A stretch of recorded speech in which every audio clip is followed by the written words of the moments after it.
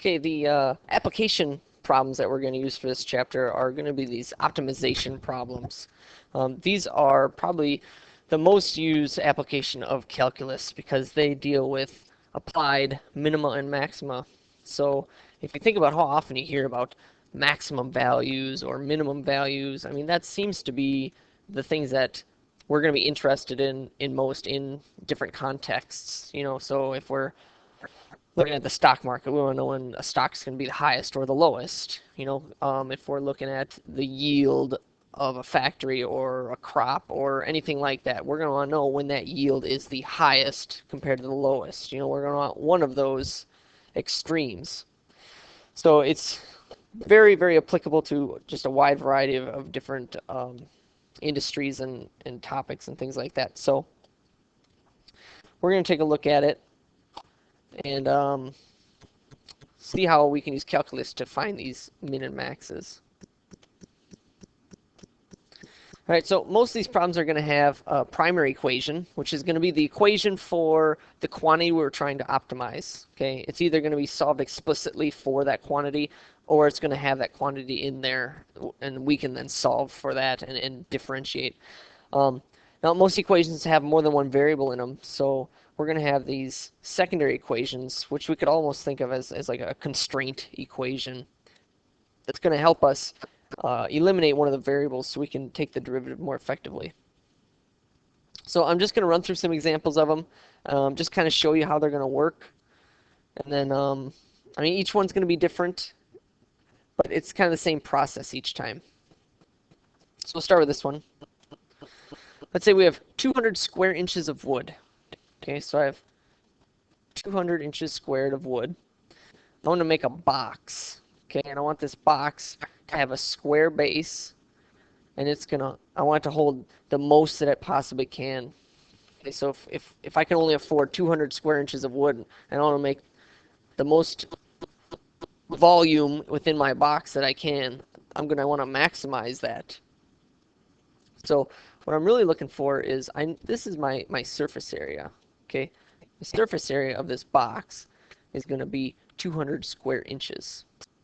The volume of the box, if I have a square base, the volume would be the area of the base, which since it's square, we'll just call it the width. So we'll just use W. So I'd have the width squared, that'd be the area of the base, and then we'll multiply it by the height. Okay. This is the volume formula that I want to maximize. It's got two variables, and I want it to have just one. Okay, because I'm looking for the dimensions of the box. Well, if I've got 200 square inches of wood, I can write my surface area formula. Surface area would be the area of the base, okay, which is W squared, plus the area of each of these sides. So if here's my square base and I've got these sides are going to be W wide by H tall, and I'm going to have 1, 2, 3, 4 of them. I'm assuming I have an open box. Okay, so I'm not going to have a roof on my box. So I'm going to have WH times 4. Okay, and this is what my surface area is, and I know I have a total surface area of 200 square inches. Okay, so I've got one base, I've got 4 sides. That's my surface area. So I'm going to use this to replace something in this equation. So I see a W squared here, there's also W squared there, so it's pretty convenient for me to just substitute the W squared out in place of something else. Let's see if that would work though.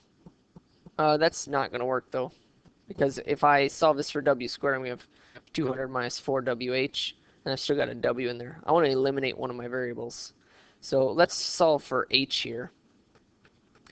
If I solve for H, I'm going to subtract the W squared over.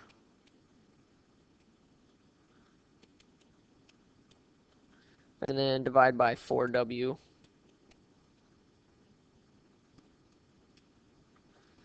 So this is what H is.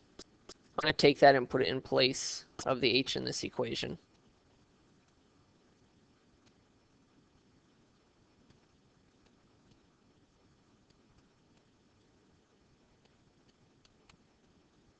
Got this. I can cancel one of my W's.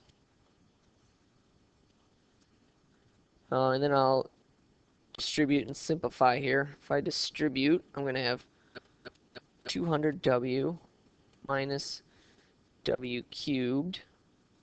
And this whole thing's over 4. So let's actually divide the 4. I'm going to get 50W minus 1/4 W cubed. So this is my volume equation that meets the criteria of having only 200 square inches of surface area to work with. So I want to maximize this equation because I want the most volume that I can have.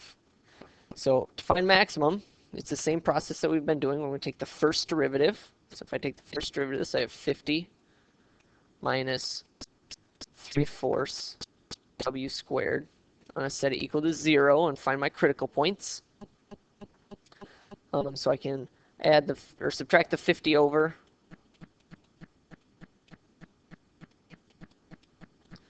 Multiply by the reciprocal here. So I'm going to multiply by -4/3.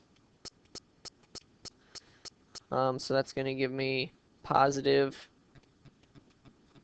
200/3. I'm going to square root it. So I've got W equals plus or minus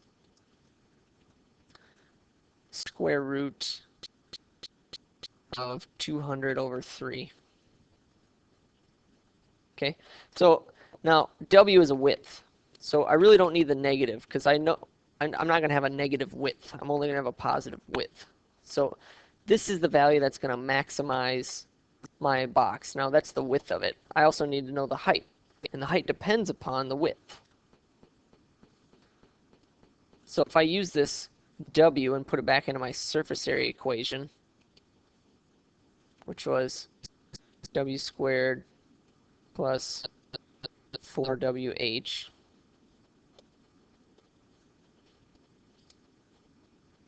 So let's just find out what our H is. Or let's find our W first, actually. So with the square root of 200/3. So get that number. If I plug that in over here, I'm going to square it, which would give me just 200/3 again. Plus 4 times my answer. So I'm going to use my answer key, which is second, and the negative symbol, times height, which I don't have. So let's just take a break here and slow down. So if I put W in here and square it, I get 200/3.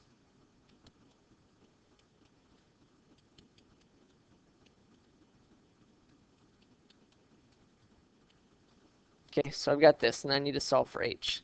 So I can subtract 200 minus 200/3.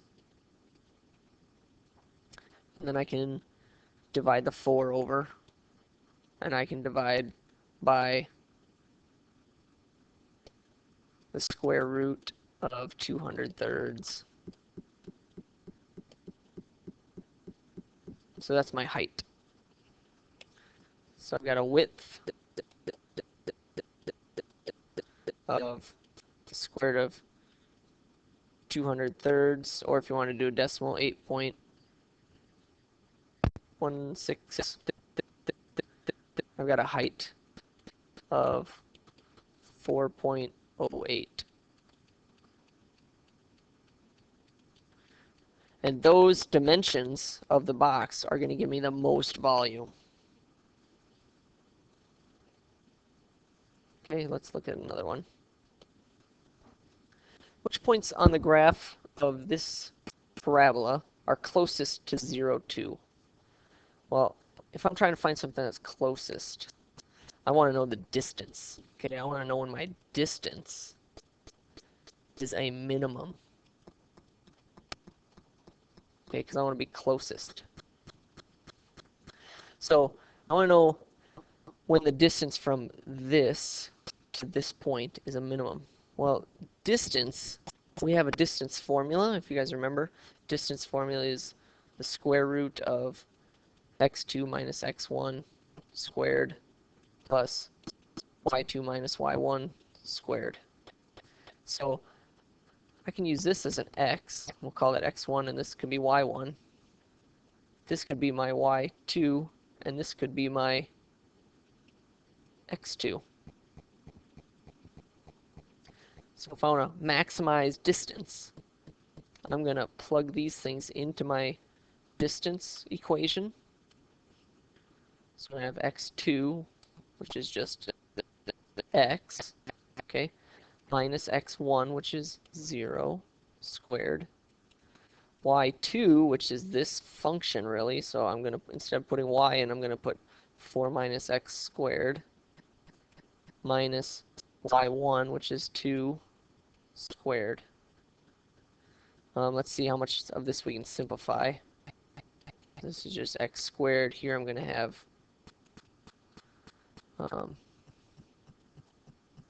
negative x squared plus 2 squared.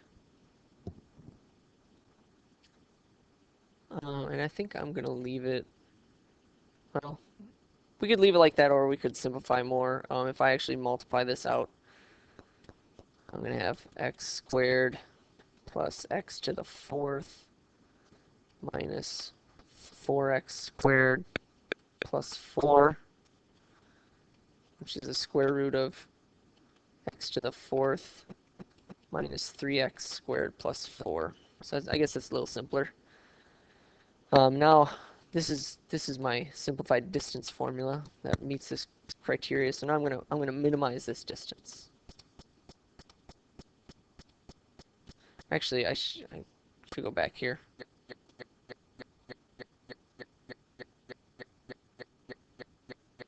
No, that was fine. Okay, so in this one, I'm gonna take my first derivative of this. So I'm gonna have to chain rule here. 1/2 of this thing. Oops. X to the 4th minus 3x squared plus 4 to the negative 1/2 power times the derivative of the inside part, which is 4x cubed minus 6x plus 0. So if we rewrite this, I have 1 times this parenthesis over the square root of x to the 4th minus 3x squared plus 4. And now I need the critical point. So I need to know when this is undefined, which I'm going to have a range of values when this is undefined. Okay, because I can't have any negatives down here. But the critical points are going to be when this is 0. So I want to know when the bottom thing here is 0.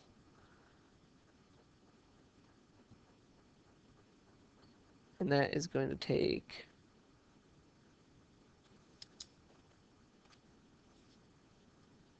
we'll just graph this here. So I'm going to graph the bottom.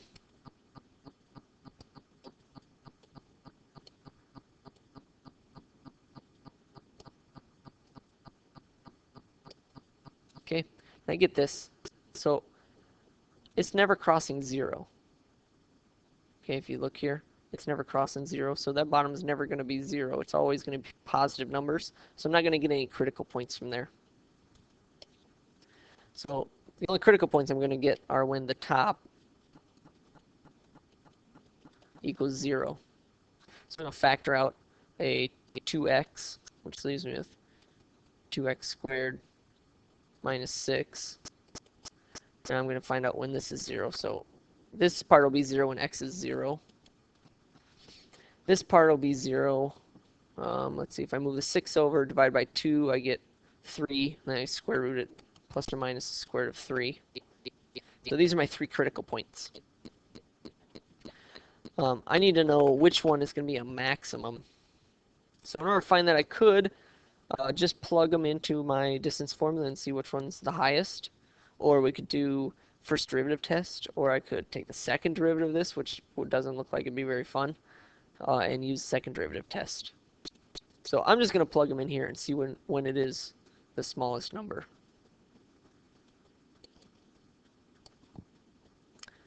So I'm going to use 0 first. I'm going to store that as my x. I'm going to type the equation in. I need the square root of x to the fourth minus 3x squared plus 4. So when it's 0, I get 2. So at 0, I have a value of 2. Okay, so that's either a max or a min. Now let's do the square root of 3 and store that as x. And I can just bring up my last entry. That's also 2.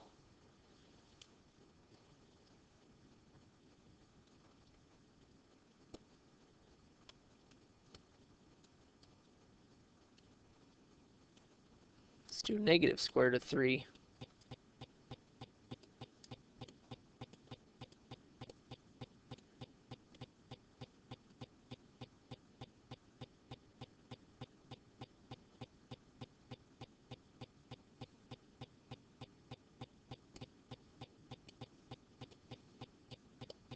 That's also 2. So, which points on the graph are closest? I've got 3 of them. Okay, because they're all giving me the same value of distance. Okay.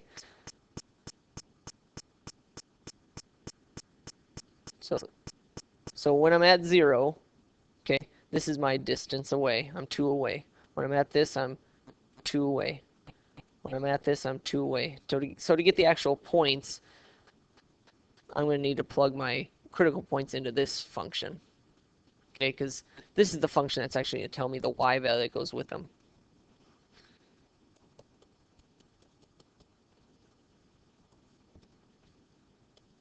Okay, so when I plug in 0, I get the point 0, 4. Oops, when I put in the square root of 3, I get 4 minus 3, which is 1. So square root of 3, 1, and negative square root of 3, 1. So let's just graph this real quick and take a look at it. 4 minus x squared. Here's my graph. This point here would be one of the points that's closest to 0, 2. Okay, so here's 0, 2. Let's just change our zoom here.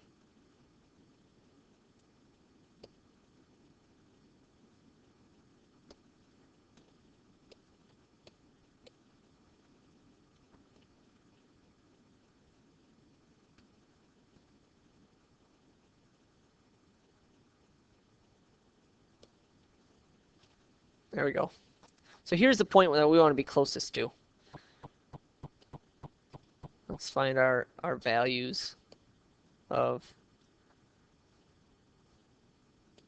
square root of 3 is right there, okay? The distance from here to there is 2. The distance from here to here is 2. And the distance from here to here is also 2.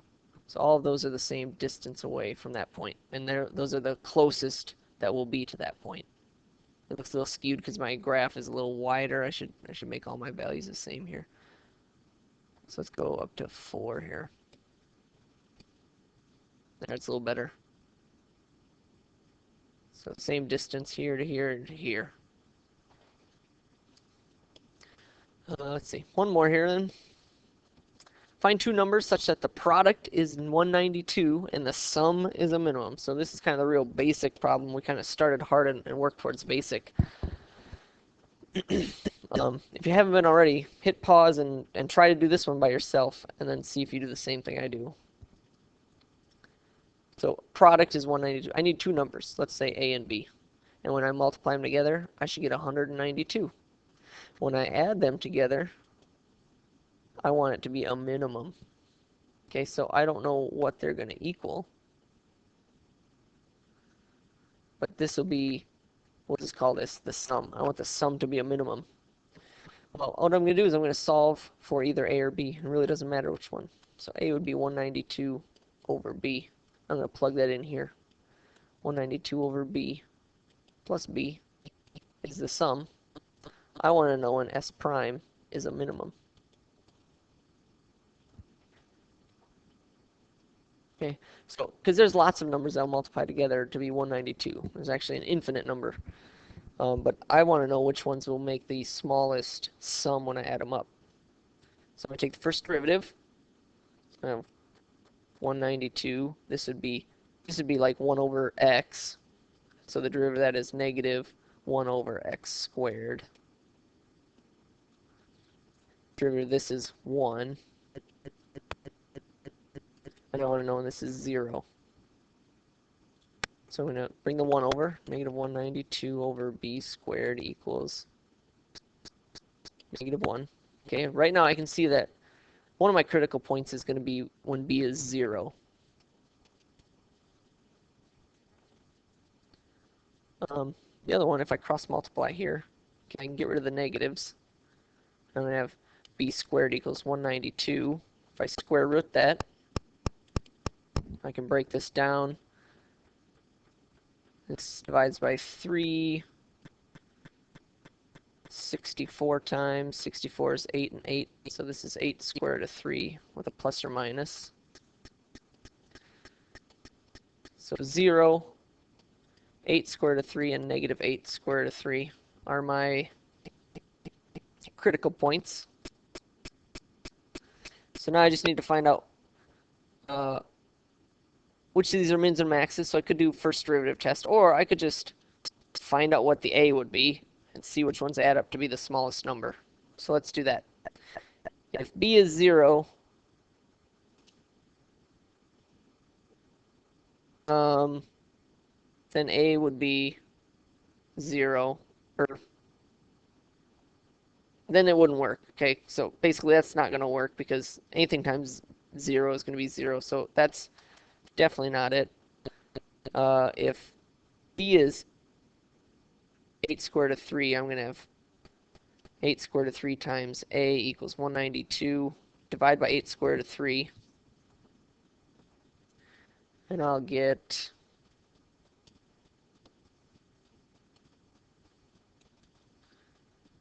192 divided by 8, which is 24 over the square root of 3, which is 24 square root of 3 over 3, which is 8 square root of 3. So that means when b is 8 square root of 3, so is a. And if I add those two together, I get 16 square root of 3. And then I do the same thing with negative, and negative is going to come out very similar. You know, it's going to end up being the same thing. And if I add those together, I get negative 16 square root of 3. Which one's smallest? Oh, the negative one, right? Negative numbers are smaller than positive numbers. So those are the two numbers, negative 8 square root of 3 and negative 8 square root of 3, that produce a minimum. So that's max and mins, optimization problems. You know, it's really applied because you have to be good at writing equations, fitting constraint equations in there, and then you're doing your regular deriving and finding critical points.